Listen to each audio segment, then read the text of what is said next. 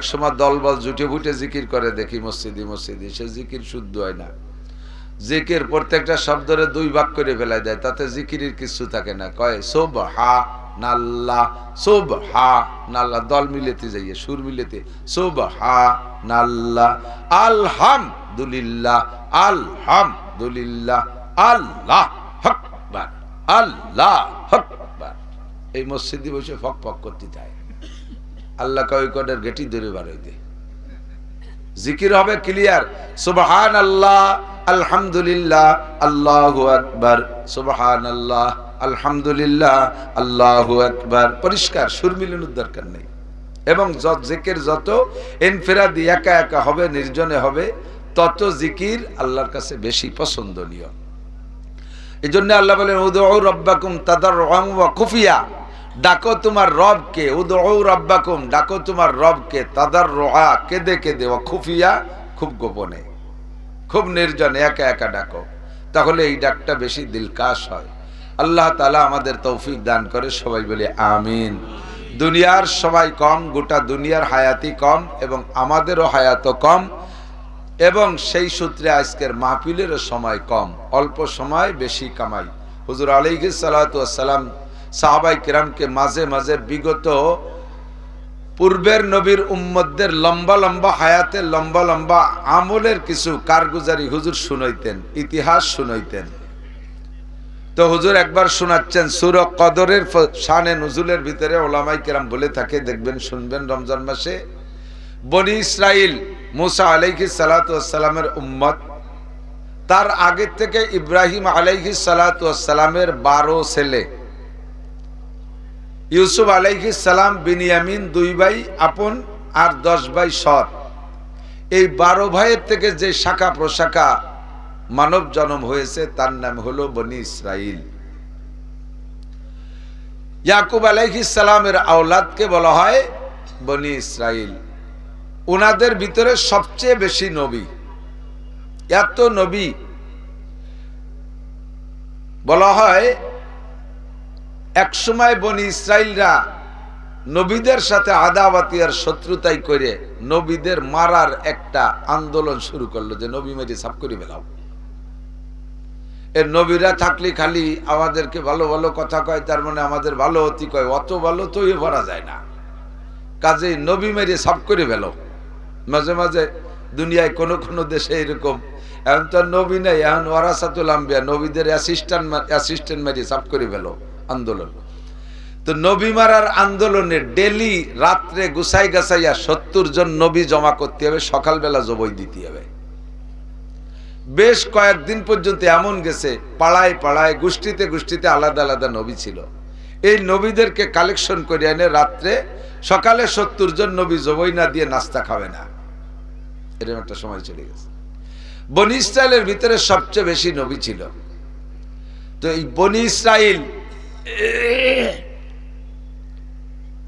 আল্লাহ লম্বা লম্বা হায়াত পাইত, তার মধ্যে এক বনি ইসরাইল দিনদার ইমানদার বনি ইসরাইল, তার আমল সম্পর্কে হুজুর সাহাবায়ে কিরামদেরকে বললেন, দেখো কত আমলের অধিকারী তারা, তার সামনে তোমাদের হায়াত কত কম, আমলই বা কি করবা। বনি ইসরাইলের ওই লোকটার 3টে আমল বড় ঈর্ষণীয়। একটা হলো লোকটা সারা রাত এক পলকও ঘুমায় না, একটানা লাগাতার 80 বছর। কি করে? গাঁজা এবং খায় না মোবাইল দেখে বসে বসে, মেসির খেলা দেখে, সারা রাত দাঁড়ায় দাঁড়াইয়া শুয়ে বসে ইবাদত করে, ঘুমায় না এক পলক, রাতভর ইবাদত। একটানা 80 বছরের মধ্যে একটা রাতও তার কাজা হয়নি, তাহলে কত বেশি ইবাদত, কত নেকির অধিকারী। এরপরে রাত্রে যে লোকটা ঘুমায় না, সে লোকটা দিনে কিছুক্ষণ অবশ্যই ঘুমানো লাগে, সকালবেলা ঘুম থেকে উঠিয়া আবার ময়দানে চলে যায়। প্রতিনিয়ত কোনো না কোনো দিক মুসলমান আর কাফেরের যে যুদ্ধ আছে, যে কোনো মুজাহিদ দলের সাথে শরীক হইয়া কাফেরদের সাথে যুদ্ধ করছে, এই 80 বছরে একদিনও কাজা হয়নি। যুদ্ধের ময়দানে কেমন হালাত হয় আপনারা এলাকায় মাঝে মাঝে কাজি টাজি তো করে জানেন। কাজী হচ্ছে গেলে বাড়ি বাড়ি হচ্ছে গেলে জিব্বে পানি থাকে না। মারতে জন্য আপনি আর একজনে মারার জন্য নামছেন ঠিক, কিন্তু নিজেরও তো একটা মাইট খাওয়ার টেনশন থাকে। জিব্বে পানি থাকে না। মহিলারা বারবার তেতো লেগই দেয় আর পানির গিলাস ধরিয়ে দেয়, তাতেও জিব্বে পানি থাকে না।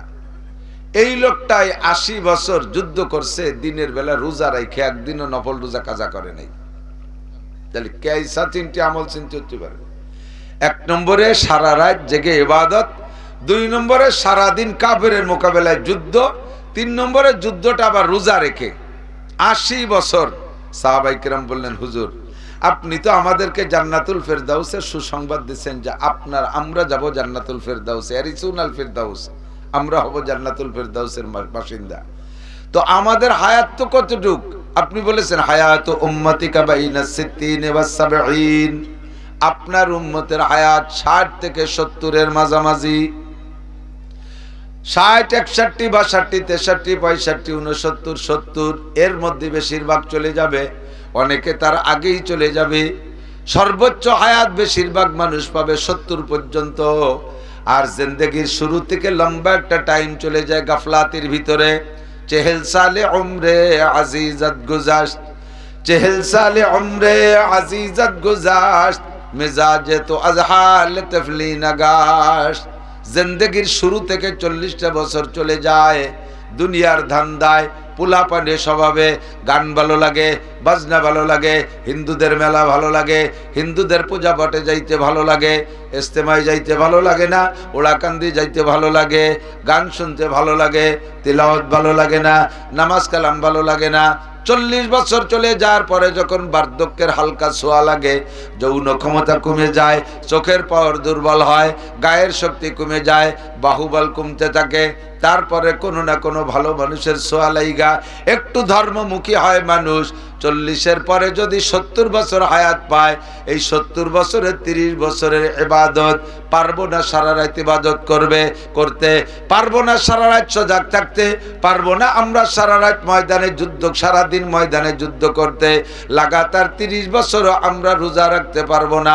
আমাদের অল্প সময়ের সীমিত ইবাদত দিয়া কিভাবে আমরা জান্নাতুল ফেরদাউসে যাব? হুজুর জবাব দিলেন, তোমাদেরকে আল্লাহ পাক একটা পার্সোনালিটি দিয়েছে। আমি নবীর উম্মত হওয়ার বদৌলতে, আমি নবীর উম্মত হওয়ার বদৌলতে আল্লাহ পাক তোমাদেরকে একটা সুযোগ দিয়েছেন, একটা অফার আর ছাড় দিয়েছেন। সেটা হলো আল আমালু কালিল ওয়াল আজরু কাসীর। তোমাদের আমল হবে কম, নেকি হবে বেশি। পরিশ্রম করবা কম, পারিশ্রমিক পাবা বেশি। ডিউটি করবা কম, বেতন পাবা বেশি। ইবাদত করবা কম, নেকি পাবা বেশি। নানান দিক দিয়ে আল্লাহ পাক তোমাদেরকে সুযোগ দিয়েছে। তার ভিতরে একটা সুযোগ তোমাদেরকে দিয়েছে, লাইলাতুল কদরে খায়রুম মিন আলফি শাহর। তোমরা যতদিন বেঁচে থাকবা অতদিন প্রত্যেক রমজানে একটা রাত তোমাদের জন্য বরাদ্দ রাখা হয়েছে। ওই একটা রাত যদি তুমি 30 বছর সজাগ থাকতে পারবা না আল্লাহ জানে।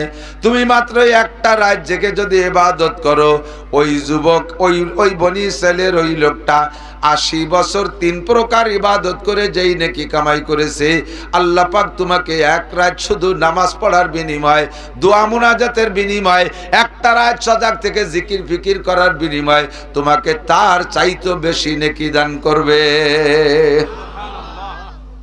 এইটা হলো তোমাদের আমার উম্মত হওয়ার বদৌলতে এই ফজিলত। যতদিন পর্যন্ত আমাদের প্রধানমন্ত্রীর ক্ষমতা বাংলাদেশে ছিল, অতদিন পর্যন্ত আমাদের বিশেষ করে গোপালগঞ্জওয়ালাদের বিভিন্ন জেলায় যে একটা আলাদা একটা ভিটো পাওয়ার ছিল, একটা মর্যাদা ছিল। গাড়ির মধ্যে সুপারভাইজার যদি উল্টো পাল্টা করছে, যদি খালি বলতে পারছি বাড়ি কিন্তু রঘুনাথপুর গোপালগঞ্জ, সাথে সাথে সবাই সুপারভাইজার দুর্বল হয়ে গেছে, সর্বনাশ করছে, বাড়াবাড়ি ওরা যাবে না গোপালগঞ্জ। গোপালগঞ্জের ফজিলতে আমরা এতটুক দুনিয়ায় পাইছি, সেখান থেকে আমরা বুঝে নিতে পারি বিশ্বনবীর উম্মত পরিচয় দিতে পারলে হাসরের মাঠে আল্লাহ পাক রব্বুল আলামিন সব নবীদের চাইতে আগে আপনাদের ব্যবস্থা করবে। আপনাদের সিট না দিয়ে গাড়িটি আর কেউরে সিট দেবে না। এমনকি কোন নবীর সাথেও কথা বলবে না।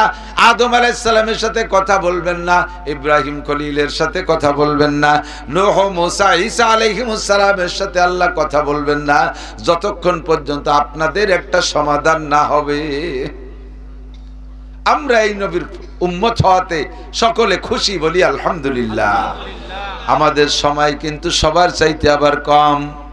উজ ইবনে উনুকের নাম শুনেছেন? উসপহলান নাম শুনছি না? উসপহলান লম্বা হায়াত পেয়েছে। আদম আলাইহিস সালামের সন্তানদের মধ্যে সবচেয়ে বেশি জোয়ান, সবচেয়ে বড় বডি ফিগারের মানুষ, আর সবচেয়ে বেশি হায়াত পেয়েছে। লম্বা জোয়ান ছিল। খুলাসাতুল আম্বিয়ার ভিতরে ওর বডি ফিগার লিখছে 3600 গজ লম্বা। শুনলি তো মানি নীতি কষ্ট হয়। 3600 গজ, আর তার মানে 3.5 কিলোমিটার লম্বা মানুষ। ওরে বাপ রে বাপ। এ রঘুনাথপুর গ্রাম কয় কিলোমিটার? এতখানি কবে নাকি? 3.5 কিলোমিটার হবে। এই যে গোপালগঞ্জ, ওরে এই গ্রামে ঢুকলি পুরো গ্রামে সুতি দেওয়ার জায়গা হবে না, 2-3 গ্রাম নিয়ে সুতি দিতে হবে। যে লোকটা 3.5 কিলোমিটার লম্বা হয়, ও কিন্তু 1 কিলোমিটার চওড়া হয়। আপনি 3.5 হাত লম্বা, দেখেন 1 হাত চওড়া। তাহলে 3.5 বাই 1 কিলোমিটার যদি একটা 1 মাইল যদি একটা লোক লম্বা হয়, তাহলে এই লোকটা সুতি দেয় কোন জায়গা? পুরো গ্রাম জুড়ে। ওরে খাওয়াতে গেলি কয়েক ইউনিয়নের খাবার গোছায় একবারে দেয়া লাগে। ও যদি জোরে পেশাব করে দেয়, আমাদের মতো 200-500 ভাইসি চলে যাবে। ও এক তো পায়খানা করে দিলি 200-500 মানুষ খালি ওর পায়খানার তলে পড়ে মরে যাবে। এত বড় জোয়ান হায়াত পাইছে 3500 বছর। আদম আলাইহিস সালামের নাতি, আদম আলাইহিস সালামের মেয়ে সফুরা, সফুরার ছেলের নাম উজ, ওর বাপের নাম উনুক, এই জন্য বলে উজ ইবনে উনুক। 3500 বছর হায়াত পাইছে। নূহ আলাইহিস, আদম আলাইহিস সালাম 1000 বছর হায়াত পেয়েছে। নূহ আলাইহিস সালাম 1000 বছর হায়াত পেয়েছে। তাদের সামনে আমরা কতটুকু হায়াত পাই? আল্লাহ কয় আমাল হায়াতুদ দুনিয়া ইল্লা কালিল। দুনিয়ার জিন্দেগি যে যত বেশি পাক, 3500 বছর পাইলেও তার মরা লাগছে, বাইচে কিন্তু নাই। বাইচা মুসা আলাইহিস সালাতু ওয়াস সালামের কাছে আল্লাহ পাক তার সব আমলের পর সন্তুষ্ট হইয়া প্রস্তাব রাখলেন, মুসা তোমাকে একটা পুরস্কার দিতে চাই, তবে পুরস্কারটা তোমার চাওয়া অনুপাতে দেব। যেমন তুমি বলবা, তুমি যেভাবে চাইবা সেভাবে দেব। যেটা চাও, একবার চাবা, 2 বার চাইবা না। একবার চাইয়ে তোমারে দেয়া হলো, এরপরে তুমি তার চেয়ে বড় একটা দেখে কবা আল্লাহ আগেরটা না পরেরটা, এইগুলো হবে না। কিন্তু বুঝে শুনে চাও, একবার চাও। কি চাও? মুসা আলাইহিস সালাম চিন্তায় পড়ে গেলেন, ও কপাল, আল্লাহর কাছে কতটা আছে, কি আছে, কোনটাতে কোনটা ভালো তা তো আমি জানি না। কোনটা চাই আবার ঠকে যাই। চালাক মানুষ তো খানিক চিন্তা হয়ে কয়, আল্লাহ সাবানি একটু পরে তুমি একটা প্রশ্নের জবাব দাও। কও মুসা, কি প্রশ্ন? কয় আল্লাহ, আমি যদি তোমার জায়গা হইতাম আর তুমি যদি আমার জায়গা হইতে, অর্থাৎ আমি আল্লাহ হয়ে তুমি যদি মুসা হইতে, আমি তোমার এই প্রস্তাব দিলে তুমি কি চাইতে তাই কও। আল্লাহ কয় কেন তা কও কেন? কয় আল্লাহ তুমি কি চাইতে চাই কও, আমিও তাই চাবো। আল্লাহ কয় মুসা তুমি বড় কাইয়েস, খুব চালাক। মুসা আলাইহিস সালাম বলেন, আল্লাহ আমার বোকা হওয়ার কোনো সুযোগ নাই। যদিও কাফেরের বাড়ি হোক, তবুও তো একজন রাজা ফেরাউন, তার বাড়ি বসবাস করছে 30 বছর। ওর কাছারিতে বসে বহু চালাকি চতুরতা দেখছি আর শিখছি। সেখান থেকে বেরোই যাইয়া একজন নবীর দরবারে কাটাইছি। আমার শ্বশুর শুআয়ব আলাইহিস সালাম, তার বাড়ি রয়েছে 10 বছর। বোকাদের সাথে কোনো চার দোকানে আড্ডা করি নেই। সেখান থেকে বাড়ি ফিরে আসার পথে তুর পাহাড় এলাকায় আসার পরে তোমার সাথে গল্প শুরু হয়েছে। 40 বছর তোমার সাথে গল্প করছি, বোকাদের সাথে কথা তো কই নেই, তা বোকা হব কেন? তাই আমি যা জিজ্ঞেস করছি তুমি জবাব দাও। আল্লাহ পাক বললেন, মুসা তুমি যদি আল্লাহ হইয়া আমি মুসা হইতাম, আর তুমি আমার কাছে এই প্রস্তাব দিতে, আমি তোমার কাছে সুস্থতার সাথে লম্বা হায়াত চাইতাম। কি সাথে? সুস্থ সাথে, সুস্থতার সাথে। রুগ্ন হায়াত 200 বছর হলি তার 5 পয়সার দাম নাই। 200 বছর হায়াত পাইছেন সৈয়দ বংশের লোক।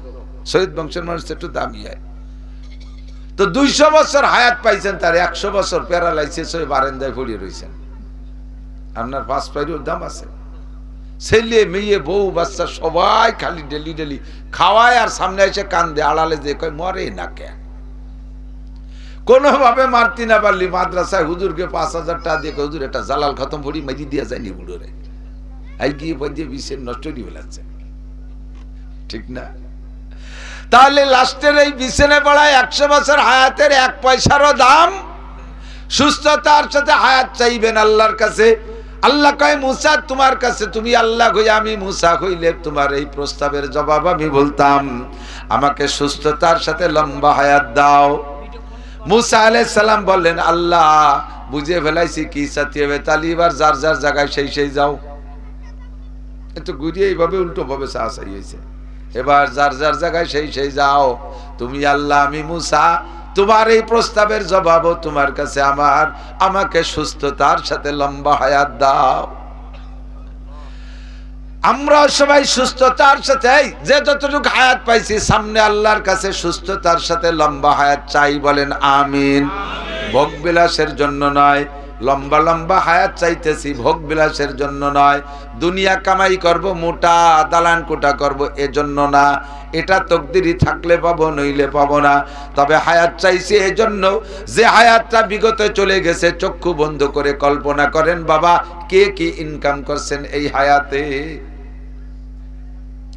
নামাজ পড়ছেন, নামাজের কোয়ালিটি কেমন, জীবনে রোজা রেখেছেন, কত রোজা জিন্দেগি ছুটে গেছে,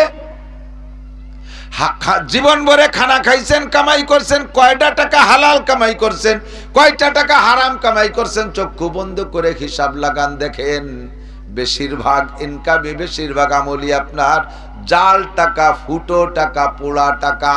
টাকা আছে বস্তা ভরে, কিন্তু টাকা যদি জাল হয়, পোড়া হয়, ফুটো হয়, ফিতে ছিঁড়া হয়, তাহলে ওই টাকা দিয়ে কিছুই কেনা যায় না। বাজারে গেলে সেই টাকা কেউ খায় না। আমার আপনার বিগত জীবনের আমল যাই করছি টুটাফাটা, তার বেশিরভাগই নষ্ট মাল। এই জন্য আল্লাহর কাছে সামনে একটু হায়াত চাই। আল্লাহ তুমি আমাদেরকে একটু লম্বা হায়াত দাও সুস্থতার সাথে, যেই হায়াতের ভিতরে তবলিগে 3টা চিল্লা লাগাইতে পারি, যেই হায়াতের মধ্যে একটা হজ কামনা করি, যেই হায়াতের মধ্যে 2-5টা উমরা কামনা করি, যেই হায়াতের ভিতরে আমি প্রত্যেকটা রাত্রে তাহাজ্জুদ পড়ার আবেদন করি, তাহাজ্জুদ পড়তে পারি, তৌফিক আর সুস্থতা শক্তি আমাকে দান করো। যেই হায়াতের ভিতরে যা কিছু পয়সা করি দিবা দিনের কাজে খরচ করতে পারি। আল্লাহ এজন্য একটু লম্বা হায়াত চাই। কথা কোন ঠিক কি ঠিক না? আরাম আয়েশের জন্য লম্বা হায়াত চাই না। এবার মুসা আলাইহিস সালামকে আল্লাহ পাক বললেন জি তোমার দোয়া কবুল করা হলো, সুস্থতার সাথে তোমাকে লম্বা হায়াত দেয়া হবে। তবে মুসা কি পরিমাণ লম্বা হায়াত চাও? পরিমাণ তো আছে, কত লম্বা চাও? মুসা আলাইহিস সালাম বলে আল্লাহ তুমি দাও, যা দিবা বলো, তুমি কি পরিমাণ দিবা?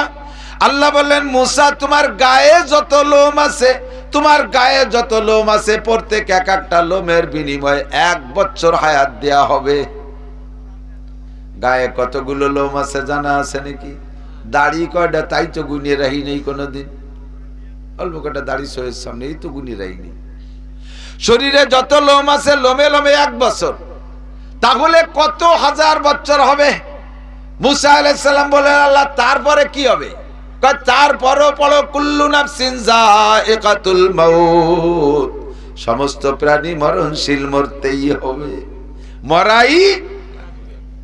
মুসা আলাইহিস সালাম বললেন আল্লাহ এত হায়াতের পরও যদি মরতেই হবে, তাহলে এই দুনিয়ায় আর অতদিন থাকার স্বাদ হয় না। যেই দুনিয়ায় ফিরাউনের মতো জালেম, যেই দুনিয়ায় হামানের মতো সিটার, কারুনের মতো কৃপণ বাটপার বসবাস করে, যেই দুনিয়ার ভিতরে হাজার হাজার বদমাশ বসবাস করে, এই দুনিয়ায় আমি অতদিন থাকতে চাই না। তোমার প্রেমে পড়ে, তোমার মহাব্বতে পড়া ফেরাউনের সাথে যুদ্ধ বিগ্রহ করেছি, বিটে ছাড়া হইয়া নীলনদ পার হয়ে চরের উপরে এসে অবস্থান করি, ঘর নাই বাড়ি নাই, 6 লক্ষ বনি ইসরাইল নিয়ে কত দুর্বিষহ জীবন যাপন করি, সবই তোমার প্রেমে পড়া। দুনিয়ায় বসে তোমারে দেখা যাবে না, মরা ছাড়া তোমার সাথে সাক্ষাৎ হবে না, কাজেই আমি অত লম্বা হায়াত চাই না।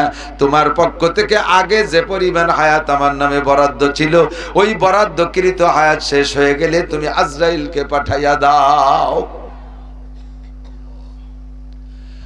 আল্লাহ পাক রব্বুল আলামিন আজরাইল আলাইহিস সালামকে পাঠিয়ে দিলেন। আজীব, আজরাইল আলাইহিস সালামকে পাঠিয়ে দিলেন আল্লাহ। আজরাইল আলাইহিস সালাম আয়েশা মুসা আলাইহিস সালামের সামনে মানুষের রূপ ধারণ করে বসছে, পরিচয় দেয় নাই, একেবারে সামনে আইসা বসছে, বসার মতো মানুষের মতো। আয়েশা বলতেছে, ইয়া মুসা জিতুকা লিআন আকুযা রূহাক, ও মুসা আমি তোমার জান নিতে আসছি, আমি তোমার জান নিতে, শুনতেছেন নাকি? আমি তোমার জান নিতে আসছি।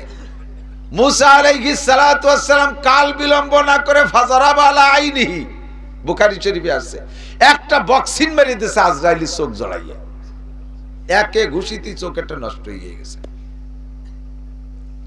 আজরাইল আলাইহিস সালাম কথা না বাড়াইয়া চইলা গেছে, চোখটা ঠাইসে ধরে গেছে। আল্লাহ কয় ফামা বালুকা ইয়া মালাকাল মউত, ও আজরাইল চোখ ঠাইসে ধরে আসছো কেন, কি হইছে? রব্বি জরাবানি মুসা, আল্লাহ আমারে মুসা মারছে। মুসা, তুমি দুনিয়া মাঝে সাফ করো, তোমারে মুসা মারছে। লিমা জরাবাকা মা সালতা, জিজ্ঞেস করো নাই মারলো কেন? কয় আল্লাহ সামনের পর যে খালি কইছি জান নিতে এসি তাতে এক ঘুষি, আর যদি জিজ্ঞাসা করে ঝগড়া তর্ক বিতর্ক বাজিয়ে যেতাম তা তো উঠেই আসতে পারতাম না, চোখ আর একটাও কানা করে দিত। আল্লাহ কয় লা তাহজান ওয়ালা তাখাফ, ভয় পেও না, টেনশন করো না, সব ভালো হয়ে যাবে এখনই। ওয়াইদা আরাদা শাইআন আইয়াকুলা লাহু কুন ফায়াকুন, তোমার একটু গুনাহ পড়া চক্ষু হাসপাতালে যেতে হবে, ওই জায়গাতে একটা গুল্লি দিয়ে আসো, ডাক্তার তোমার চোখ ঠিক করে দেবে, তাই নাকি? আল্লাহ কয় তোমার কোনো হাসপাতালে যাওয়া লাগবে না, আমি বলবো কোন আর চোখ ভালো হয়ে যাবে। আল্লাহ পাক বললেন কুন সাহিহান, ভালো হয়ে যাও চোখ। আজরাইলের চোখ ভালো হয়ে গেছে। আল্লাহ পাক বললেন চোখ ভালো হয়েছে, সুম্মা যাবাসালহু লিমা যারাবাকা, এবার যাও যাইয়ে জিজ্ঞেস করো মারলো কেন। আজরাইল কয় আল্লাহ তুমি বললি তো যাওয়া লাগে, কিন্তু লোকটা বড় মিজাজি, ফিরে আবার নতুন কোনো গ্যাঞ্জামের সৃষ্টি না হয়। আজরাইলের সাথে সব নবীদের সাথে ভালো একটা সুসম্পর্ক, জিবরাইল আলাইহিস সালামের সাথে ওনার সাথে কের কোনো গ্যাঞ্জাম ফাসাদ হয় না, শরীফ ভদ্র ব্যক্তি। উনারে পাঠায় খবরটা একটু যাই নিয়ে আসলি, পরে দরকারে আর একবার আমি গেলাম। আল্লাহ কয় ঠিক আছে, জিবরাইলই যাবে। জিবরাইলকে পাঠাইলেন। জিবরাইল আইসা বলতেছেন মুসা আলাইহিস সালামকে সালাম দেয়া, ইয়া মুসা লিমা যারাবতা আজরাইল, হে মুসা তুমি আজরাইলকে মারলে কেন? মুসা আলাইহিস সালাম কয় ওয়াল্লাহি মা যারাবতু মালাকাল মউত, আল্লাহর কসম আমি আজরাইলকে মারবো কেন? আজরাইল কি আমি চিনি না?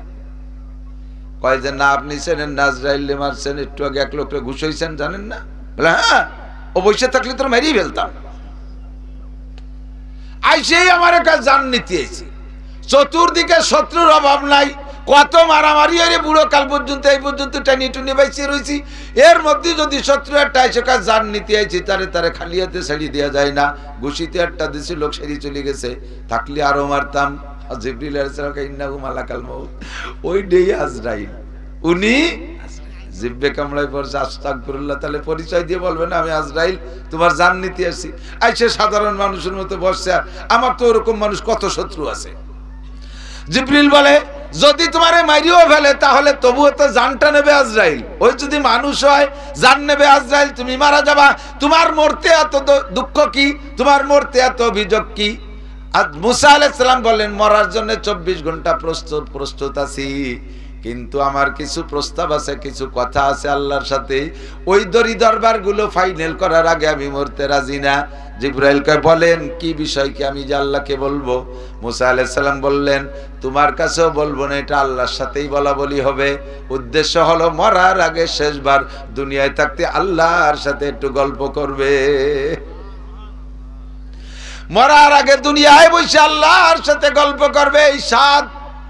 জিবরাইল চলে গেলেন। আল্লাহ মুসা আলাইহিস সালাম সরাসরি তোমার কাছে কিছু কথা বলবে, তার আগে মরতে রাজি না। আল্লাহ কয় ডাইকা পাঠাও মুসাকে, তুর পাহাড়ে আসতে বলো, যে জায়গা বসে আল্লাহর সাথে কথা হয়। মুসা আলাইহিস সালাম তুর পাহাড়ে আসলে আল্লাহ পাক বললেন তুমি আজরাইলকে মারলে কেন? কিচ্ছা ওইভাবেই বলে শেষ করলেন। এবার বললেন তাই বলো তোমার প্রস্তাব কি, দাবি কি? আল্লাহ পাক রব্বুল আলামিন বললেন মুসা তোমার কোন কারণে তুমি মরতে দেরি করতেছো, প্রস্তাব কি, দাবি কি? এবার মুসা আলাইহিস সালাম বলেন আল্লাহ আমি বনি ইসরাইলের মধ্যে আছি বিদায় 6 লক্ষ বনি ইসরাইলকে তুমি আজকে দীর্ঘদিন আসমান থেকে মান্না সালওয়া খাওয়াও। मन्ना सलवा मेरा सद्दरती है गम खलके राज फैज खाने थानवी। ও আল্লাহ, তুমি 40 বছর পর্যন্ত এই তিহ ময়দানে বসাইয়া রাতের বেলা মান্না সালবা নাজিল করো। আমার 6 লক্ষ বনি ইসরাইলের কোনো কামাই রোজগার লাগে না, এদের এই খানা তুমি জারি করে দিয়েছো। আমি মারা যাওয়ার পরে এদের এই খানা চালু থাকবে না, বন্ধ হয়ে যাবে। চেয়ারম্যান পাল্টে গেলে অনেক সময় ভিজিএফ কার্ড পাল্টে যায়, দলীয়দের মধ্যে কার্ড দিয়ে দেয়, বেদলীয়দের কার্ডগুলো কাইটে দেয়। আমি মারা গেলে কি আবার ভিজিএফ কার্ড কাইটে বন্ধ হয়ে যাবে নাকি? আল্লাহ, আমার বনি ইসরাইলের খার কি উপায় হবে এইটা একটু জানতে পারলে তারপরে নিরিবিলি ভাবে মরতে পারি। ছেলেরা বাপ বুড়ো হয়ে গেলে মরার আগে দেখবেন সম্পত্তি নিয়ে কাড়াকাড়ি কামলা কামড়ি করে, খালি চাই যে আমি মরার আগে দেখে যাই রে এস্টাবলিশড হয়েছে, এরা যার যার কায়দায় প্রতিষ্ঠিত হয়েছে দেখে যেতে চায়। মুসা নবী বললেন, আল্লাহ বনি ইসরাইল কি খেয়ে বাঁচবে? আল্লাহ পাক মুখে কোনো জবাব না দিয়া আল্লাহ বলেন, ইয়া মুসা আমা তিলকা বিয়ামিনিকা, ইয়া মুসা, মুসা তোমার হাতে কি? ক্বালা হিয়া আসাই, এটা আমার লাঠি। আতাওয়াক্কাউ আলাইহা ওয়া আহুশু বিহা আলা গানামি ওয়া লিয়া ফিহা মাআরিবু উখরা, এটা আমার লাঠি, ছাগল রে পাতা পাড়িয়ে খাওয়াই, মাঝে মাঝে ছাগল রে বাড়ই দুলিয়া দিকে ওদিক নেই, আবার মাঝে মাঝে এর সাথে ড্যাশ লাগাইয়া ট্যাক লাগাই দাঁড়াই, আরো অনেক কাজ আছে, বিভিন্ন কাজ করি। আল্লাহ বললেন, ইজরিব বিআসাকাল হাজার, তোমার হাতের লাঠি দিয়ে মাটিতে একটা বাড়ি মারো। তোমার কে কে বনি ইসরাইলকে কে খাওয়াবে সেইটা দেখানোর জন্য আল্লাহ বাস্তব প্র্যাকটিক্যালে দেখাইতেছেন। ইজরিব বিআসাকাল আরদ, লাঠি দিয়ে মাটিতে একটা বাড়ি মারো। বাড়ি মারার সঙ্গে সঙ্গে মুসার জালালি লাঠির বাড়িতে ফান পালাকা মাটি ভাঙ্গে 2 ভাগ হয়ে গেছে। এমনি বাড়ি দিলে হয়তো একটু মাটি সরে যেতে পারে, এমন বাড়ি দেশে মাটি ফাইটা নিচে থেকে পানি পর্যন্ত দেখা যাচ্ছে। একেবারে লাঠি মাটির তলে চলে গেছে। পানি বেরিয়ে আসলে বলে, মুসা আল মা তারা, এখন কি দেখো? কলা মা, আল্লাহ এখন তো পানি দেখা যায়। ইজরিব বিআসাকাল মা, পানির উপরে আর একটা বাড়ি মারো। যখন বাড়ি মারছে ফান ফালাকা, পানিও ফাইটা 2 দিক সরে চলে গেছে, পানির তলের থেকে একটা পাথর বেরিয়ে আসছে। আল আনমা তারা, এখন কি দেখা যায়? কলা হাজার, আল্লাহ একটা পাথর দেখা যায়। আল্লাহ বললেন, ইজরিব বিআসাকাল হাজার, এবার ওই পাথরের গায়ে বাড়ি মারো। আরে মাটিরে বাড়ি মারলে মাটি তো মাটি ফাইটা যাইতে পারে, পানি তো নরম, তাও সরে যেতে পারে। পাথরে বাড়ি মারতে যখন বললেন, মাঝখানে পাথরে বাড়ি মারছে, পাথর তো পাথরই, আর একটা পাথর দিয়ে গাই দিলে একটু সলটা ওঠে। মুসার জালালি বাড়িতে পাথরটা ফাইটা 2 টুকরা 2 দিক সরে চলে গেছে। ফাখরাজা দুধ, এবার পাথরের পেটের ভিতরে ছিল ছোট্ট একটা পোকা। এই পোকাটা দেখা যায়। ও মুসা, কি দেখা যায়? আল্লাহ একটা পোকা। ফামা ফিহে, ওই পোকার মুখে কি দেখা যায়? উসবুন্তরি, তরু তাজা কাঁচা ঘাস, তরু তাজা কাঁচা ঘাস। পোকাটার মুখে কাঁচা ঘাস। আকালা নেস অবাকিয়া নেস, অর্ধেক খাইছে আর অর্ধেক চাবাইতেছে আর খাইতেছে। প্রত্যেক এক লুকমা চাবাইয়া ঢোক গেলে পোকা ডায়, আর এক লুকমা গিলে গিলে আল্লাহর শুকর আদায় করে। সুবহান মান তারানি, সুবহানা মান তারানি ওয়া তারিফু মাকানি ওয়া তাসমাউ কালামি ওয়া তারযুকুনি ফি কলবি হাজারি। সব পবিত্রতা প্রশংসা তুমি আল্লাহর, যেই আল্লাহ আমার মতো ক্ষুদ্র নগণ্য পোকার জন্য এমন সুন্দর পরিবেশ ব্যবস্থা করেছো। আমি দুনিয়ার স্থলভাগে প্রবাহিত বাতাস সইতে পারি না, প্রখর রৌদ্র সইতে পারি না, আবার বেশি ঠান্ডাও সইতে পারি না। শীতকাল পুষ মাস মাঘ মাসের শীত আমি সহ্য করতে পারি না। আল্লাহ নরমাল কোনো ঘর বাড়িতে আমি থাকতে পারি না। সব ইন্তজাম তুমি করেছো। তুমি উপরের থেকে এই না মাটির নিচে পানি, পানির নিচে পাথর, পাথরের পেটের ভিতরে এয়ার কন্ডিশন এসি ব্যবস্থা কইরা আমাকে তুমি এখানে ঘর বাড়ির ব্যবস্থা করেছো। এমন নির্জন জায়গায় রাইখা তুমি আমারে ভুলে যাও নাই আল্লাহ। আমার যা দরকার পরিবেশন করতেছো। আমি ঝাল খাইতে পারি না, মিষ্টি খাইতে পারি না, টক খাইতে পারি না, আবার পানি পাঞ্চে হলেও খাইতে পারি না। বেশি তরল হইলে আমার তৃপ্তি হয় না, শক্ত হইলে চাবাইতে পারি না। যেমন দরকার তরু তাজা শ্যামা ঘাস, এইটা খাইলে আমার সব চাহিদা পূরণ হয়ে যায়। তুমি নিয়মিত আমাকে এই পাথরের মধ্যে নিয়মিত পরিবেশন করতেছো, কাজেই সব প্রশংসা তুমি আল্লাহ। বলেন সুবহানাল্লাহ। খাররা মূসা সাইকা, পোকাটার জবানে এই শকর শুইনা তার পরিবেশন দেইখা, খাদ্য ব্যবস্থা তার অবস্থান দেইখা মূসা আলাইহিস সালাম একটা চিৎকার মেরে সিজদায় পড়ে গেলেন। রব্বুল আলামিন আমার বুঝে আসছে এই পোকাটার জন্য কোন নবী রাসূল কোনদিন দোয়া করে নাই, পোকাটার জন্য কোন নবী রাসূল ভাবে নাই।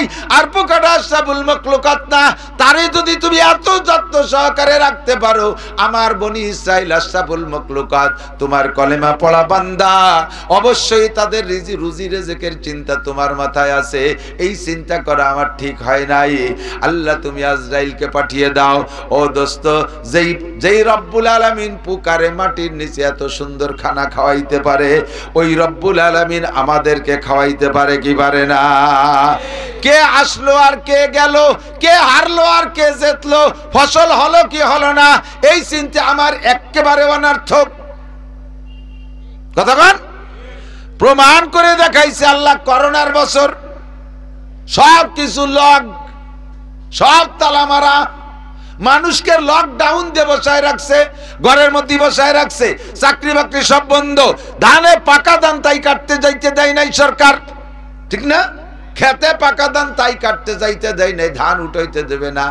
ও দোস্ত রে, করোনায় যারা মরছে মরছে, বাকি কেউ না খাইয়ে মরে নাই। কথা কন না কেন?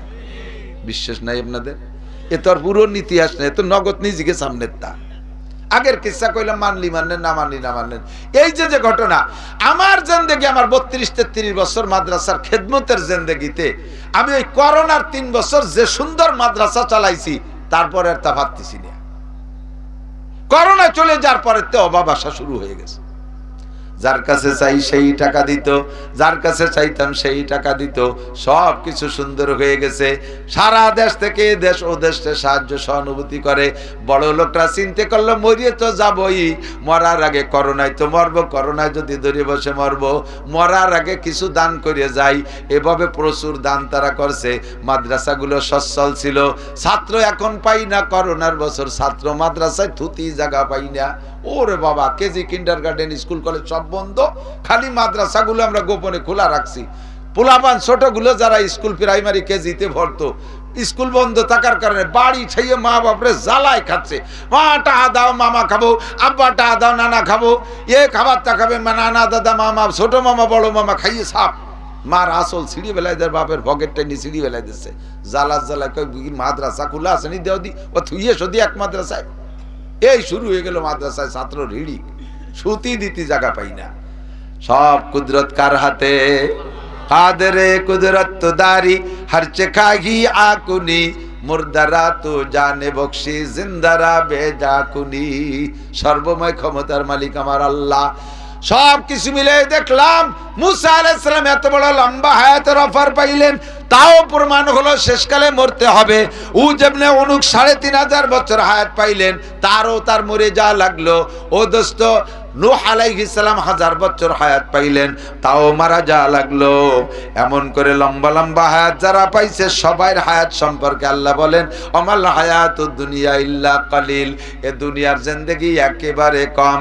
কুল্লু নাফসিন যায়িকাতুল মাউত। আরে ভাষা ভাবে আমার ওয়াজগুলোকে শোনা দরকার, তাই শুনতেছেন তা না। ভিতরে ভিতরে ইবরাত নিতে থাকেন, এর থেকে সবক নিতে থাকেন। সব বড়রা লম্বা হায়াত পালারা যেহেতু চলে গেছে, আমার আপনারও মরণ অবধারিত। মরণটা যে কেমন না মরলি বোঝা যায় না। কতক্ষণ মরণ কেমন না মরলি বোঝা যায় না। মরার পরে যে বসবো, তারপরে তো আবার ফিরে আসার সুযোগ নাই, যে কোনো সময় চলে যেতে পারি। সিরিয়াল নাই মরার জন্য, দুনিয়ায় আসার সিরিয়াল আছে, মরার সিরিয়াল নাই। আগে দাদা, পরে বাপ, তারপরে আমি, এরপরে আমার ছেলে মেয়ে, এটা হলো আসার সিরিয়াল। কিন্তু মরার জন্য এই সিরিয়াল জরুরি না। আমার যুবক সোনার যারা আছো, তোমরাও মনে রাখো, তোমার আব্বা থেকে যাবে, তুমি চলে যাবা। দাদা থেকে যাবে, পুতা চলে যাবে। নানা থেকে যাবে, নাতি চলে যাবে। যে কোনো সময় ডাক আসতে পারে। নবী রাসূলদেরকে আল্লাহ পাক আগে ফেরেশতার মাধ্যমে প্রস্তাব পাঠায় পাঠাইছে, তুমি কি মরতে রাজি না, বাঁচতে চাও? আমাকে কিন্তু এই প্রস্তাব কখনো দেবে না। আমার সময় হবে তো রাস্তাঘাটে যে কোনো জায়গায় আমারে ফেলাই দিতে পারে কি পারে না? মরে গেলাম, মরা পর্যন্ত যদি শেষ হইতো তাহলে যা খুশি তাই করো। বয়াতিরা যেমন গান গায়, দুনিয়াটা মস্ত বড়, দুনিয়াটা মস্ত বড়, খাও দাও ফুর্তি করো। খাও দাও ফুর্তি করতাম যদি দুনিয়াটা মস্ত বড় হইয়া হায়াতের পরে মরণ পর্যন্ত শেষ হয়ে যাইতো। কিন্তু সমস্যা হলো সুম্মা ইলাইনা তুরজাউন, আবার যে উঠতে হবে, আবার যে উঠতে হবে। তুরজাউন, খেয়াল করেন একটু, আমার দিক খেয়াল করেন, আমার সাথে একটু একমত অনেক দিকে আসেন।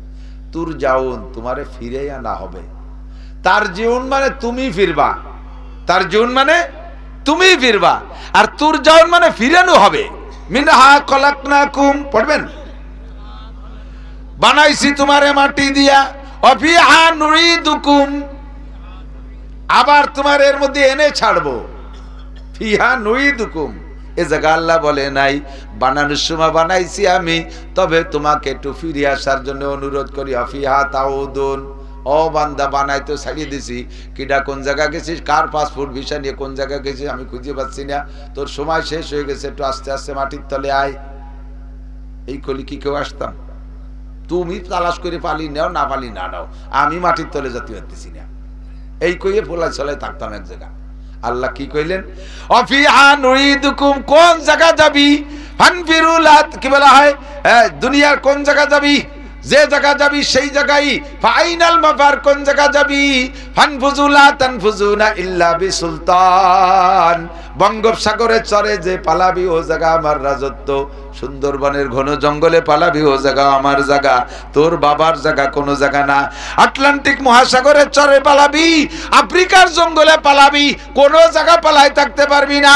অফিহা নুইদুকুম, এই মাটির মধ্যে তোর আমি আইনেই ছাড়বো। আচ্ছা ঠিক আছে, মাটির মধ্যে আইনে মিশাই দিলে মাটির মধ্যে, তারপরে কি হবে?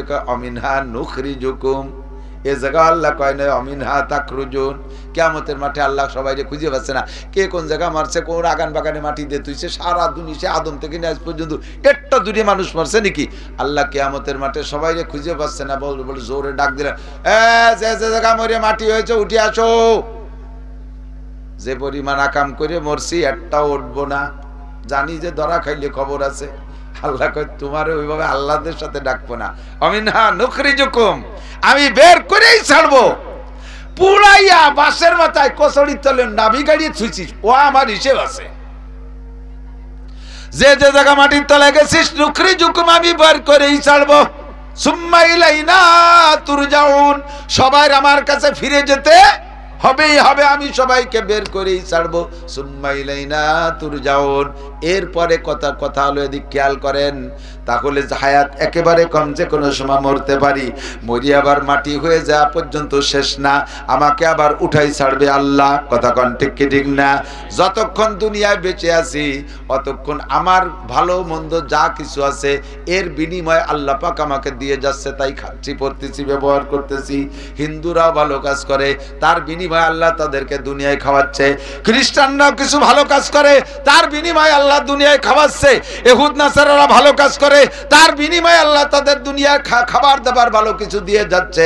কিন্তু ওদের ঈমান না থাকার কারণে পরকাল শূন্য, ঈমান না থাকার কারণে ওই ভালো কাজের প্রতিদান আখিরাতে পাবে না। আর আমরা মুসলমান ভালো কাজ বেশি করি, এর বিনিময়ে আল্লাহ তাআলা আমাদেরকে দুনিয়ায় খাওয়াচ্ছেন, আর খাওয়ার পরও কিছু থাকতেছে। দিক তাকান, চাকরি করছেন, বেতন ডেলি আপনার সংসারে লাগে 500 টাকা, বেতনও ডেলি পান 500 টাকা, তাহলে সমান সমান হয়ে যাচ্ছে, ডানি কিছু থাকতেছে না। অমুসলমানরা যা ভালো কাজ করে তার বিনিময়ে তাদের ডেলি যেটা বরাদ্দ হয় ওইটা আল্লাহ দুনিয়া খাওয়াই দিচ্ছে, ওদের ডানি কিছু থাকতেছে না। এবার আরেকজন কামাই করে ডেলি 500 টাকা, 1000 টাকা, খরচ তার 500 টাকা, ডানি থেকে যায় 500, ডানি থাকে 500। যদি খরচ হয় 500 টাকা, কামাই করে ডেলি 5000 টাকা, খরচ ডানি থেকে যায় 4500 টাকা।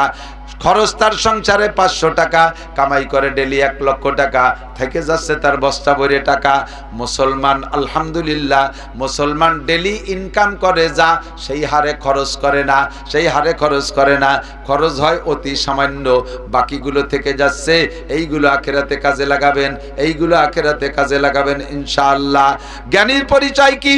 যেই লোকটা 10 বছর 20 বছর সরকারি চাকরি করে, রিটায়ার্ডের পরে চাকরি যতদিন করছে মাসিক বেতন মাসে মাসে খেয়ে ফেলাইছে সব সমান সমান, বছর চাকরির শেষে যাইয়া সরকার 20, 30, 40 লাখ টাকা তারে দিয়ে দেয়। এইটা এককালীন দিয়ে দেয়। যারা অবুঝ বোকা, যারা অসচেতন, তারা কি করে, আইসে 40 লাখ টাকায় দিয়ে ধমাধম কয়টা ব্যবসা বাণিজ্য জুড়িয়ে মাইটার খাইয়ে দেয়, এক করে গোলগাল হয়ে বসে তাই লাস্টে ভ্যান রিক্সা অটো চালায়, বেশি বেকায়দায় পড়লে ভিক্ষে খয়রাত করে বেড়ায়। আর যারা সচেতন জ্ঞানী 50 লাখ টাকা পাইলে 25 লাখ টাকায় দিয়ে ব্যাত গ্রামের ওই জায়গা শহরতলিতে একটু জায়গা রাইখা ওর মধ্যে আর 25 লাখ টাকা দিয়ে একটা টিন শেড ঘর 3টে ইউনিট বিশিষ্ট বানাইয়া তা ভাড়া দিয়ে দেয়। 3 ইউনিটেতে 3 10 30,000 টাকা। এরপরে বুড়োকাল পর্যন্ত ওই ভাড়ার টাকা ধুয়ে মুছে খাইতে পারে, ছেলে মেয়ে বউ বাচ্চার মোকাপেক্ষি হয় না। এটা হলো জ্ঞানী মানুষ, বুদ্ধিমান মানুষ। মরণকাল পর্যন্ত কি খাবে তার একটা আয়ের সোর্স খুলে রাখা, এটা বুদ্ধিমান। নবী পাক বলেন, হে দুনিয়ার মানুষ, মুসলমানরা বিশেষ করে নামাজ পড়ো, রোজা রাখো, হজ করো, জাকাত দাও, ভালো কাজ যা করো, এর বিনিময়ে আল্লাহ তোমারে মোটা দিচ্ছে। তাই যে দুনিয়ায় তোমরা খেয়ে বাঁচতেছো, আর তোমরা মুসলমান হওয়ার কারণে তোমাদের ডানি একটা ফান্ড জমা থাকতেছে, মরার পরে ওই ফান্ডটা তোমাকে দিয়ে দেবে, ওইটা দিয়ে ধুয়ে মুছে খাবা। তবে ওই সাথে সাথে আর 3টে কাজ তুমি করে আসবা, ওই 3টে কাজের বিনিময়ে তোমার ওইরকম ভাড়ার টাকার মতো কিয়ামত পর্যন্ত, জান্নাতে যা পর্যন্ত তুমি ঘরে বসে নেকি কামাই করতে থাকবা। তোমার একটা আয়ের সোর্স খুলে রাখবা, 3টে ইউনিট খুলে দাও। কয়টা? 3 ইউনিট বিশিষ্ট একটা ঘর বানায় রাখো, তাহলে 3 ইউনিট থেকে তোমার কাছে টাকা আসতে থাকবে। ইজা মাতাল ইনসান, মানুষ যখন মারা যায়, ইনকাতা আনহু আমালুহু, ভালো কাজও করতে পারে না মরার পরে, বা মন্দ কাজও করতে পারে না। এই বাচ্চা তাড়াতাড়ি যাও, সরে যাও, সময় মতো এলোমেলো বাধা, বসো নয় যাও। পয়েন্টে যাচ্ছে এনে তার তো ভয়, আর বেশিক্ষণ কষ্ট হলে কোনো ভয়, পেশা পাইছে তাহলে ভয়।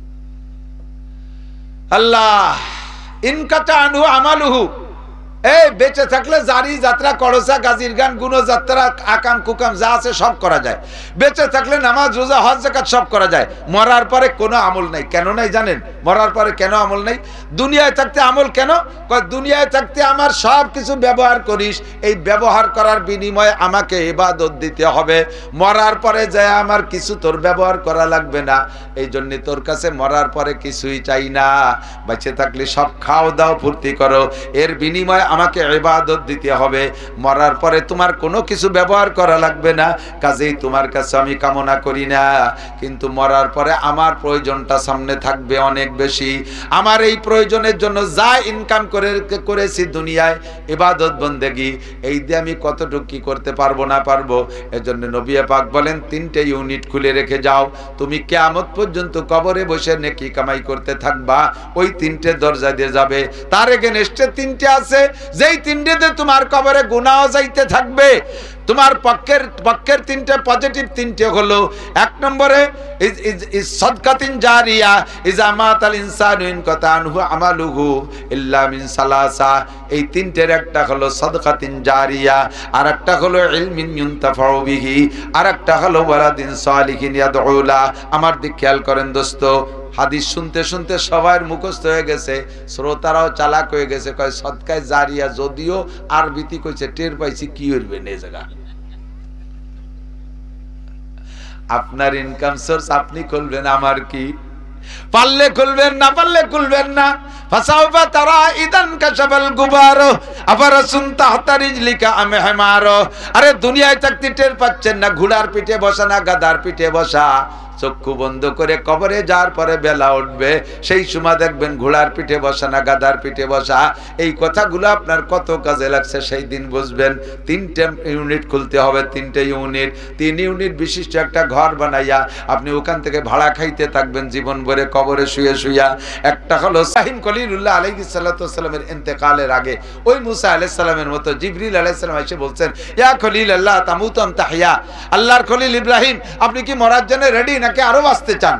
ইব্রাহিম আলাইহিস সালাম বললেন মরার জন্য রেডি, তবে জীবন ভরি আমার একটা আমল ছিল, সেই আমলটা হলো মেহমান ছাড়া খানা খাইতাম না, কিন্তু মরার পরেও কিয়ামত পর্যন্ত মানুষকে আমি মেহমানদারি করব, এমন একটা মেহমানখানা খুলে রেখে যেতে চাই যার মাধ্যমে আমি কবরে শুয়ে নেকি পাবো। এইটা একটু আল্লাহর কাছে যে বলো জিব্রাইল পদ্ধতি কি আছে। আল্লাহ পাকের কাছে জিব্রাইল বললে, আল্লাহ পাক বললেন জিব্রাইলকে তুমি জান্নাত থেকে এক মুঠ লবণ নিয়ে আমার ইব্রাহিমের হাতে দাও। ইব্রাহিমের হাতের মধ্যে আমি বরকত রেখেছি, এক মুঠ বরকত লবণে এত লবণ হবে কিয়ামত পর্যন্ত মানুষের লবণের সংকট থাকবে না। মুঠের মধ্যে লবণটুক নাড়াচাড়া কইরা পানির মধ্যে ফেলে দেবে, আর ওই পানিতে সারা পৃথিবীতে মানুষের কাছে লবণ পৌঁছায় দেবে। বিশ্বের যে প্রান্ত থেকে যেই পানির ভিতরে লবণ বের করে খাবে ওই আমার ইব্রাহিমের মেহমান হবে, আর এই মেহমানদারির নেকি ইব্রাহিম কবরে বসে পাইতে থাকবে। সারা দুনিয়ায় যত সভ্য মানুষ আমরা লবণ খাই, এই সম্পূর্ণ লবণের মেহমানদারি ইব্রাহিম আলাইহিস সালাম পায়। সে হলেন জাতির পিতা, মুসলিম জাতির পিতা। তার ইবাদত বন্দেগীর অভাব নাই, তার নেকির অভাব নাই। 30টা পরীক্ষায় গোল্ডেন এ প্লাস পাস করেছে, আল্লাহ পাক তাকে পাস বলে ঘোষণা দিয়েছে। এত বড় জলিলুল কদর রাসূল হইয়া তিনি যদি একটা সাদকায়ে জারিয়ার দরজা খুলে রেখে যাইতে কামনা করেন, তাহলে আমার আপনার জিন্দেগি তো কিছু না কিছু করে যাওয়া উচিত। বাবারে যাই ইনকাম করছি কতটুক কাজে লাগবে জানি না, সাদকায়ে জারিয়া তৌফিক অনুযায়ী ব্যবস্থা আল্লাহ পাক রব্বুল আলামিন করে দিয়েছেন। আপনাদের এই এলাকা চতুর্দিক দিয়ে হিন্দু গ্রাম, ছোট্ট কয়েক ঘর মানুষ নিয়ে মুসলমানদের একটা এলাকা, এখানে একটা মাদ্রাসা করেছে, আল্লাহর কোরআনের ঘর, শরফুল মাকানে বিল মাকিন।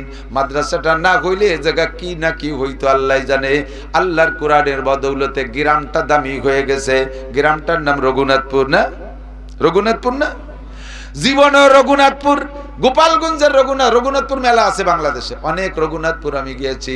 গোপালগঞ্জের রঘুনাথপুর এই গ্রামটার নাম সারা পৃথিবীর কাছে পৌঁছাই দেওয়ার আর কোনো মিডিয়া ছিল না। থাকতে পারে এই গ্রামে কোনো অফিসার, বড় বড় এমপি মন্ত্রীও যদি হয়, তবুও সারা পৃথিবীতে রঘুনাথপুরে পৌঁছাই দেওয়ার কোনো মিডিয়া এখনো পর্যন্ত হয় নাই।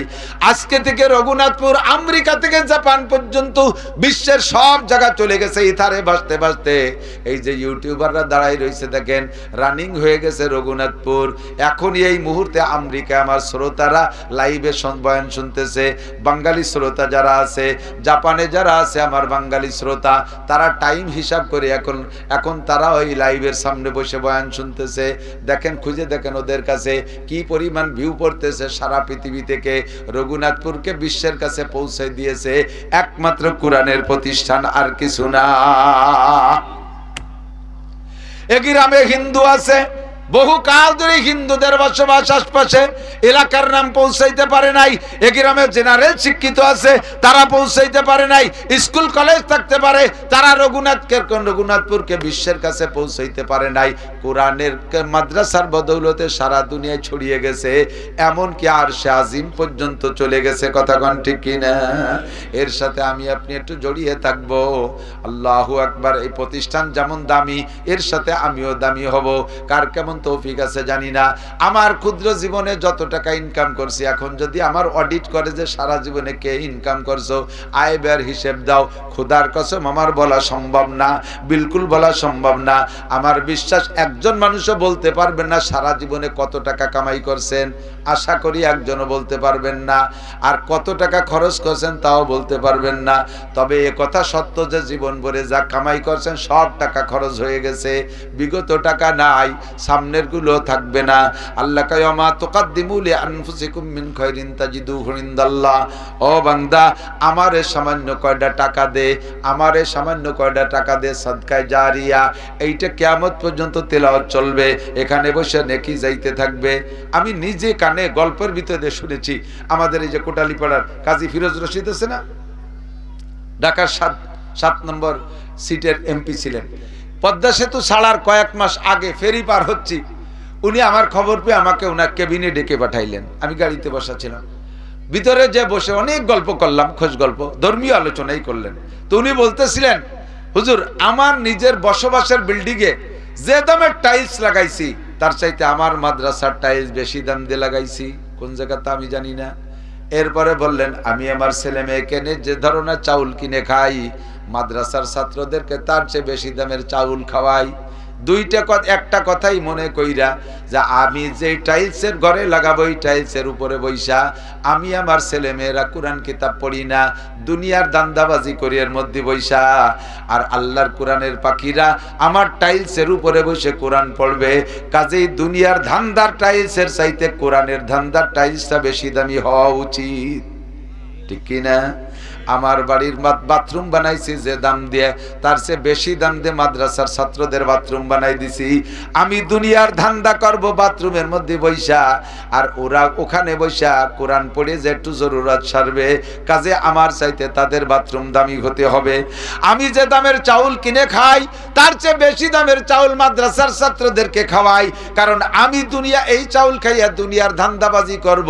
আমার একটা ছেলে মেয়েও গভীর রাত্রে উঠে তাহাজ্জুদ পড়ে কান্নাকাটি করবে না, আর কোরআনের পাখিরা আমার এই চাউল খাইয়া শেষ রাত্রে উইটা কান্নাকাটি করে, কোরআন তিলাওয়াত করে, কাজেই তারা আমার চাইতে বেশি দামের চাউল খাবে। কত সুন্দর একটা সচেতনতা, কত সুন্দর একটা মেজারমেন্ট, কত সুন্দর একটা হিসাব। দোস্তরে এমন হিসাব যদি আমি আপনি করি, জাগা জমির মালিক হইছি রেখে চলে যাব, দাদা মিথ্যে কথা কয়ে মরছে, আব্বাও মিথ্যে কথা কয়ে মরছে, কথা কন।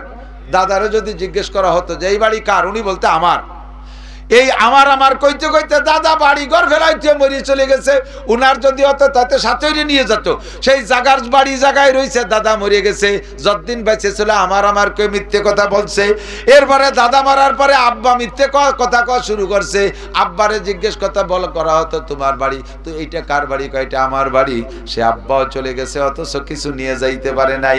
আব্বা মরার পরে এখন আমারে জিজ্ঞেস করে এইটা কার বাড়ি, বলি আমার বাড়ি। আপাতত মিথ্যে কথা আমি বলতেছি, আমিও মরে যাব, জায়গা থাইকা যাবে, কিছু নিয়ে যেতে পারবেন না বাবা। এর থেকে যাহা কিছু আল্লাহর রাস্তায় দিয়ে যাবেন ইনশাআল্লাহ এইটা আপনার আমলনামায় সাদকায় জারিয়া থাকবে। আও ইলমিন ইউনতাফাউ বিহি, ধর্মীয় প্রতিষ্ঠানে দিলি 2 নম্বর ইউনিট যেটা ইলমে দ্বীন রেখে যাবেন, এর থেকে যত মানুষে শিখবে অত নেকি আপনার আমলনামায় যাবে। 3 নম্বরে ওয়ালাদিন সালিহিন দুলা, নেক সন্তান আপনি রেখে যাবেন।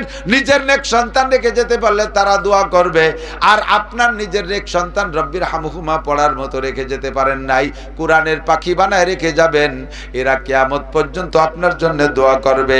এই মোহাব্বতে আল্লাহর কোরআনের ঘর একেবারে বেশি বেকায়দা জায়গায়। এদিক তাকান, বড় মানুষের খরচ কম, ছোট মানুষের খরচ বেশি। আমরা বড় মানুষ, এই যে একটা কোট দেখেন অনেকের গায়ে আছে, 4 বছর 5 বছর 6 বছর 7 বছর 10 বছর ধরে একটা চাদর কোট গায়ে দিচ্ছে। শীতকালে শীতশাক দিয়ে মুছে থুয়ে দেবেন, আবার সামনে শীতি নামাবেন। আর পোলা পান দেন এদাকেদা যেগুলো, ওকে এক শীতি 30টা 40টা প্যান্ট জাঙ্গিয়ে গেঞ্জি কিনা লাগে। আমার একটা ভূতা আছে, সেদিনকে আমি তার জন্য 6-7 হাজার টাকার পোশাক কিনছি, তাই এই সিজন শেষ, সামনের সিজনে আবার কিনা লাগবে। আমরা সকাল বিকেল মিলে দিন ভরে আদাসের চাউলের ভাত খালি হয়ে যায়। আদাসের চাউল মানে কি 30 টাকার চাল, আর তার সাথে একটু পাতলা ডাল ডুলুলি হয়ে যায়। আর পোলা পানকে 700 টাকা দামের একটা দুধ 3 দিনই শেষ, সাথে তো আরো কত টাকা আর লাগে। বড় মাদ্রাসা আলাদের বড় রকম খরচ ঠিক, কিন্তু তাদের খরচের একটা কোয়ালিটি আছে, ওই আদাসের চাল আর একটু পাতলা ডাল। আর এই ছোট মাদ্রাসা এলে গেদা পোলা পানের মতো, একে পিছনে দুনিয়ার খরচ, একে জায়গা নাই, জমি নাই, ঘর নাই, বাড়ি নাই, পেশাব পায়খানা নাই, কিচ্ছু নাই, পাটি নাই, বিছের নাই, থাল নাই, বাটি নাই, এটা সিলুমসি নাই, কত তার অভাব। সরকার জীবনেও দেয় নাই, আমলিক সরকার আমাকে দেয় নাই, বিএনপি সরকার দেয় নাই, ইউনূস সরকারও দেবে না। আমরা সরকারের মুহতাজ না, আমরা আল্লাহর কাছে চাইবো, আল্লাহ দিয়াবেন আপনাদের মাধ্যমে। মোহাব্বতের সাথে সদকায়ে জারিয়া, এদের একটা মসজিদ লাগবে ওই পাশে, আপনারা প্রত্যেকে প্রস্তুতি নেবেন। জায়গা জমি অনেক আছে, নগদ টাকার অভাব থাকলেও মরার আগে আপনি মসজিদের নামে 1 কাঠা জমি 2 কাঠা জমি, যে হুজুর এই জমিটুক বিক্রি করে মসজিদে লাগাইয়েন, কিয়ামত পর্যন্ত এই মসজিদে যত নামাজ হবে, খোদার কসম আপনার নামাজ কবুল না হইলেও এত কবুল নামাজের নেকি আপনি কবরে শুয়ে শুয়ে পাইতে থাকবেন। জায়গা জমি নিয়ে যেতে পারবেন না বাবা। 10 বিঘা জমি আছে, ওর থেকে 2 কাঠা জমি বেচে এখানে দিয়ে দেন। 5 বিঘা জমি আছে, 2 কাঠা বিক্রি করে দিয়ে দেন মাঠের মধ্যে জমি, হুজুরা সেখান থেকে পাল্টাই এনে বেচে কিনে মসজিদের কাজে লাগাবে। ক্যাশ টাকা আছে, রেখে চলে যাবেন। কে খাবে টাকা? একটু কষ্ট করে আল্লাহর ঘর মসজিদ বলে এই মাদ্রাসার মসজিদ হবে কিয়ামত পর্যন্ত। জামে মসজিদ আপাতত হবে না, যদি কোনো দিন প্রয়োজন হবে সেদিন হবে। উক্তীয় পাঞ্জেগানা মসজিদ হবে। আর পড়বে কারা নামাজ? যাদের নামাজ সহি শুদ্ধ, মাদ্রাসার ছাত্ররা। পাবলিকের নামাজ কয়জনের সহি শুদ্ধতা তা আল্লাহই ভালো জানে। শুদ্ধ নামাজের নেকি কবরে বসে পেতে থাকবেন মোহাব্বতের সাথে থাকলে। যদি ইচ্ছা করেন যে হ্যাঁ আমি ইনশাআল্লাহ, যুবকরা উঠো না, তোমরা না দিলেও উঠো না, উঠলে একজন উঠা দেখলে আরো 5 জন ওঠে, তাহলে দেনে আলাদের পরিবেশটা নষ্ট হয়ে যায়। বসো, এত তাড়াতাড়ি তার পেশাবাসী নেই, তোমরা তার ডায়াবেটিসের রুগী না। আর অতীয় পরে অসুবিধা, ডায়াবেটিস এখন এই ডায়াবেটিস সহ জন্ম নিচ্ছে আলহামদুলিল্লাহ, নাকি ইন্নালিল্লাহ। আমরা আল্লাহর রাস্তে মোহাব্বতের সাথে এই মাদ্রাসার মসজিদ হবে, পাঞ্জেগানা মসজিদ হবে। এই উপলক্ষে মোহাব্বতের সাথে কোন এক আল্লাহর বান্দা সর্বপ্রথম শুরু করবেন ইনশাআল্লাহ। সর্বপ্রথম শুরু করবেন যে মাদ্রাসার এখানে ইট দিয়ে গাঁথনি হবে, আমি 1000 ইট দেবো ইনশাআল্লাহ।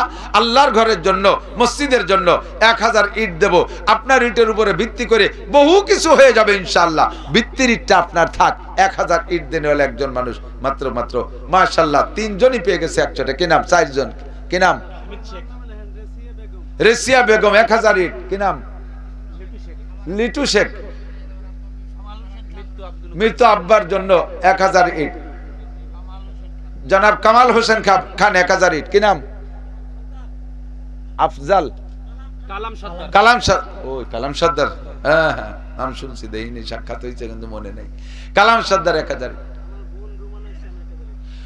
বোন রুমানা ইসলামের নামেও 1000 ইট। আলহামদুলিল্লাহ 5000 হয়ে গেছে। সবাই বলি আলহামদুলিল্লাহ। আল্লাহ তুমি কবুল করো, আল্লাহ এই মসজিদ তুমি বড় করে দাও।